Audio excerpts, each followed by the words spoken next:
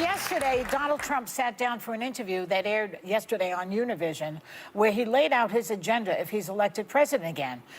And it seems like the first item on his list, after he gets out of prison, is revenge. I don't know, but if he's weaponizing government against his opponents, boy, are we in trouble. Well, How dare Donald Trump say he might weaponize the DOJ and FBI against his political opponents? I mean, gross. I am racking my beautiful bald brain, and I can't think of any examples in my lifetime of any politician who would do such a thing. This is unprecedented.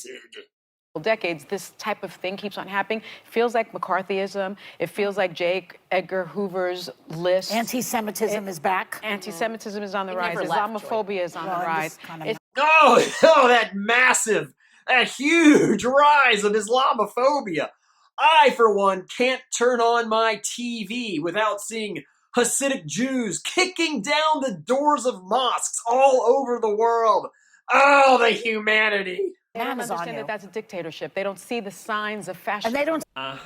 And one thing I just want to say, because I think this is not getting enough attention, he's talked about how he wants to gut the civil service. He wants to make every federal employee fire at will and replace them with loyalists. If a pandemic hits, if a war in Israel happens, like we see right now, Ukraine, he will remove people with the expertise to solve with it and put in loyalists to him. Yeah, because those experts really nailed the pandemic. A+.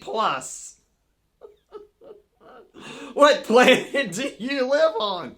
I think Democrats also have to be very careful, because one of the things that Republicans are doing effectively is pitting black against brown and wanting to make Latinos feel like a second-class minority and wanting to make Latinos believe that Democrats are only catering to African Americans and leaving Latinos behind in a second place. That, to Anna's point, this pitting against black and brown, pitting black and brown people against each other. I just think it's a terribly racist. So telling Latinos that Democrats don't care about them is pitting blacks against browns?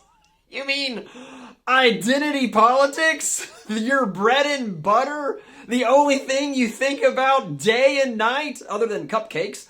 Now all of a sudden that's the worst thing ever? I mean, God. These people are just the most insufferable cucking funts. You can't use identity politics against us. That's our moves. Like, what? All you talk about every day is identity politics, and the second it's turned against you, this is disgusting. What? Pitting the races against each other? The nerve of these people. Oh my God, you're just the worst. Some pro-Palestinian, mostly peaceful protesters decided to vandalize some doors at New York City Grand Central Terminal. Usually they're in the desert vandalizing a donkey's anus. But now that they've moved to the Big Apple, they've stepped up their game. Another protester climbed up a flagpole to tear down the American flag and replace it with a Palestinian flag. I suppose he didn't have time to put up a pride flag, because he definitely loves gay people as much as he loves bacon. I look forward to Karine Jean-Pierre telling all of us that if we don't like Muslims causing crimes, then we're Islamophobic. You'd think a black American lesbian would have the common sense to know that if she walked around Gaza, they'd kick her head around like it was a soccer ball. But she hadn't quite connected those dots.